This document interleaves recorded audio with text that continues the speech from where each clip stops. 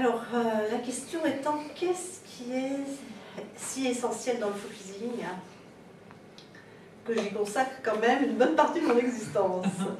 Donc, ça veut dire que ça répond vraiment à un besoin et à une façon d'être.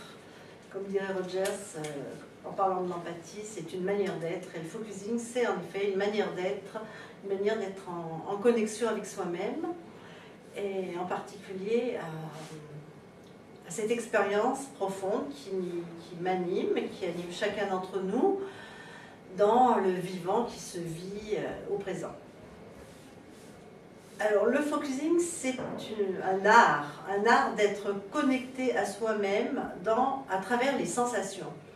Parce qu'on va dire, bah oui, c'est bien devenir soi-même, oui, mais comment je fais pour devenir moi-même?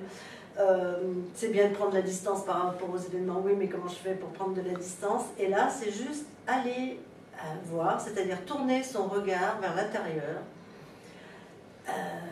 non seulement pour observer, parce qu'il y a beaucoup de démarches actuellement qui sont dans observer, par exemple, le courant mindfulness, et d'observer qu'est-ce qui se passe chez moi.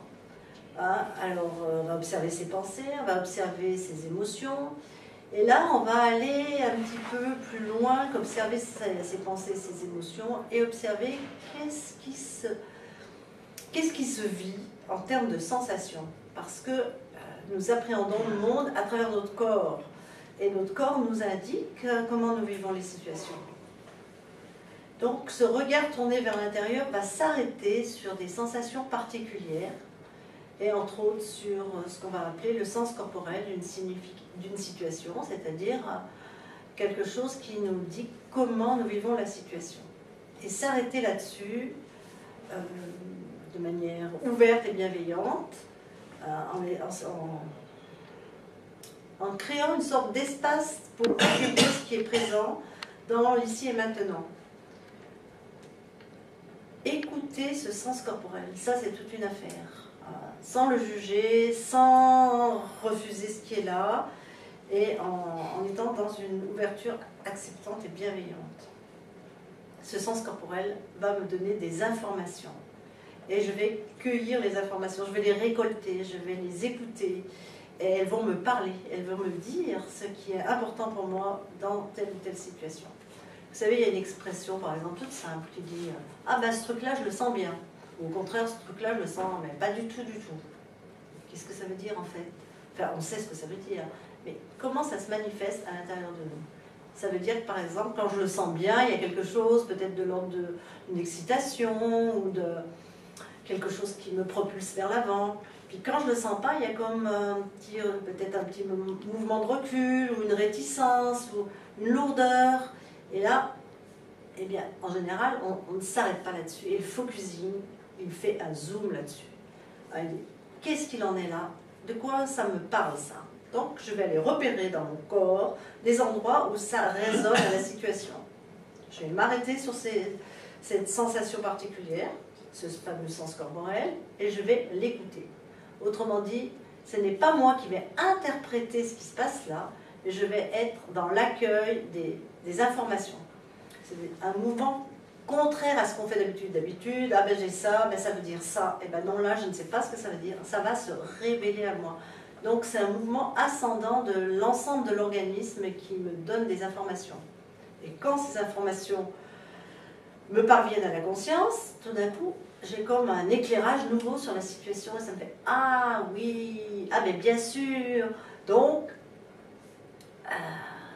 ça crée à l'intérieur de moi une sorte de mouvement corporel qui est souvent dans le sens du soulagement, du relâchement, d'une nouvelle dynamique intérieure qui se met en route pour aborder la situation, quelle qu'elle soit. Que ce soit une situation...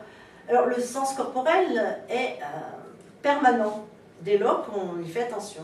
Mais à tout instant, on peut se tourner vers son regard vers l'intérieur et savoir ce qu'il en est. Voilà. Que ce soit pour les bonnes choses, ou que ce soit pour les choses plus difficiles à vivre.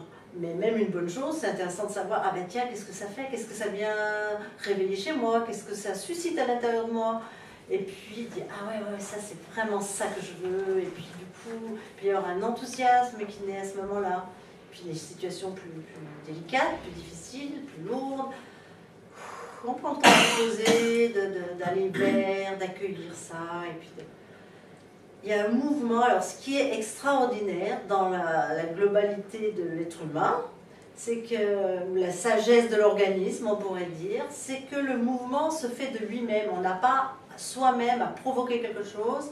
C'est quelque chose dans la mesure où on porte son attention et qu'on ouvre son espace de disponibilité et d'accueil, qui se produit et qui régule et qui réorganise les choses pour que ça aille dans le bon sens pour soi. Ça, du coup, c'est une confiance dans l'organisme, c'est une confiance dans le vivant, c'est une confiance dans nos aptitudes profondes à réguler et à nous donner de nouvelles orientations, de nouvelles pistes pour aller de l'avant. Et voilà. On n'a pas à porter le poids de l'existence. Ah non, au contraire, on a délivré la matière, parce que la matière, elle peut se figer, etc. Et puis là, on va ouvrir l'espace et ça va se transformer, ça va se changer, se transmuter. Parfois, les lourdeurs se transmutent parfois en lumière, en une énergie subtile, légère et très claire.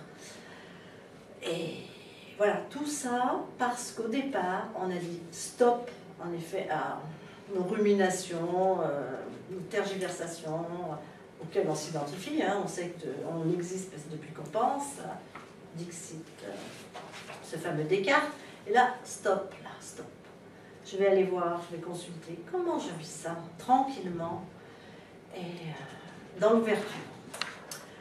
Voilà. Et le mouvement est inverse à celui avec lequel on procède habituellement, qui est de penser, de réfléchir, d'analyser, voilà. Et c'est pas seulement l'écoute des émotions non plus, c'est quelque chose de beaucoup plus vaste et de beaucoup plus large, voilà, qui va nous informer. On est informé de l'intérieur parce que la vie, elle porte l'information. La vie porte l'information et elle nous éclaire de l'intérieur. Voilà. Donc c'est très puissant à ce niveau-là. Et plus on pratique, plus on peut faire confiance. C'est ça qui est, parce qu'au début, on va se dire, mais non, là, je ne peux pas vraiment faire confiance, il faut que je contrôle l'affaire. Et donc là, au contraire, on lâche tout ce qui est maîtrise. On a maîtrise au départ du processus, et puis après, on est beaucoup plus dans l'ouverture. Voilà, pour aujourd'hui.